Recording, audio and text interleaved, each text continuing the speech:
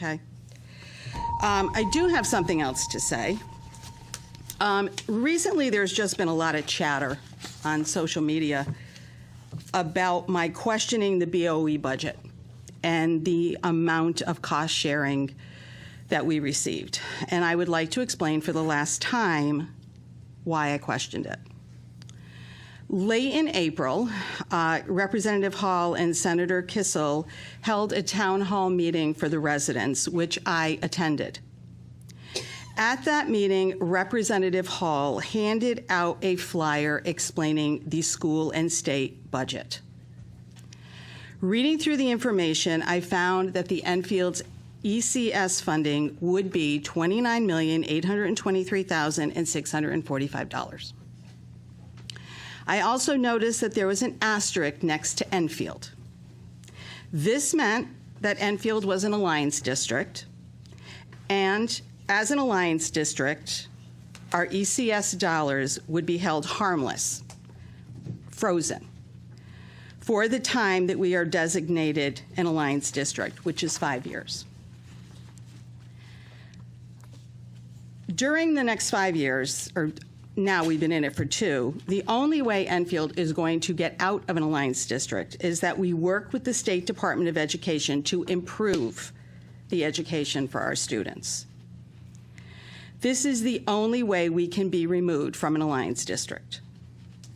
When the proposed BOE budget was presented, I questioned the ECS dollars because they were much less. We were budgeting $28,380,000, a difference of $1,443,645.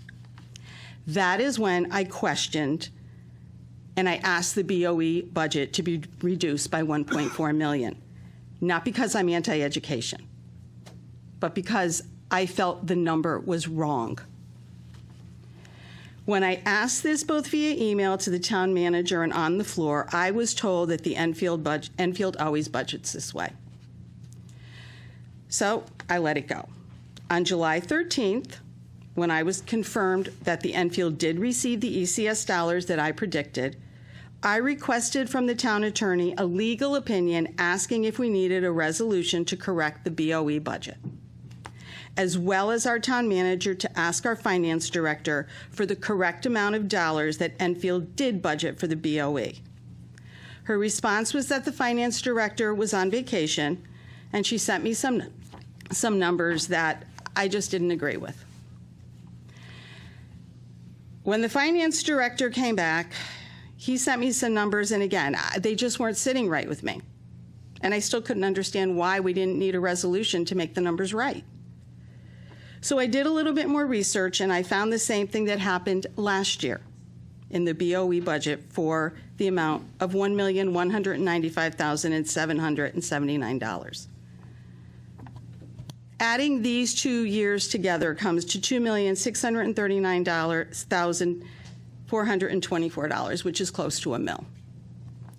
We all know that this year's budget resulted in a large mill increase. I believe that knowing that the income stream from the state, Enfield's mill increase could have been significantly less. When I confirmed that both years the excess went into our fund balance, I asked for a 60-month look back by transaction or monthly balance so I can understand our fund balance, and I've not received an answer to that. The town attorney has said that he would send my questions to the bond counsel, which I've never asked for. It's been said that I'm spending too much time on this. I disagree. As elected officials, we are the eyes, ears, and voice of our residents, and it is our job to ask tough questions and be able to understand and explain what is happening in Enfield. And where do we get that information? By asking our staff to help us. The budget is a big piece of our job, and I take it very seriously, especially if I feel that our tax dollars are not being spent correctly or our residents are being overtaxed. I don't see this as a waste of my time. I see it as what I was elected to do, and I will continue to ask questions. So now, through the mayor to the town manager, Can you please tell me where the town's share of the roof money for the 2021 roof referendum can be found? Now that the school modernization referendum will not be here in November, how are we going to move forward maintaining our school roofs? I've looked through our budget book. I've asked questions. I can't seem to find the money that we put away for that. Thank you.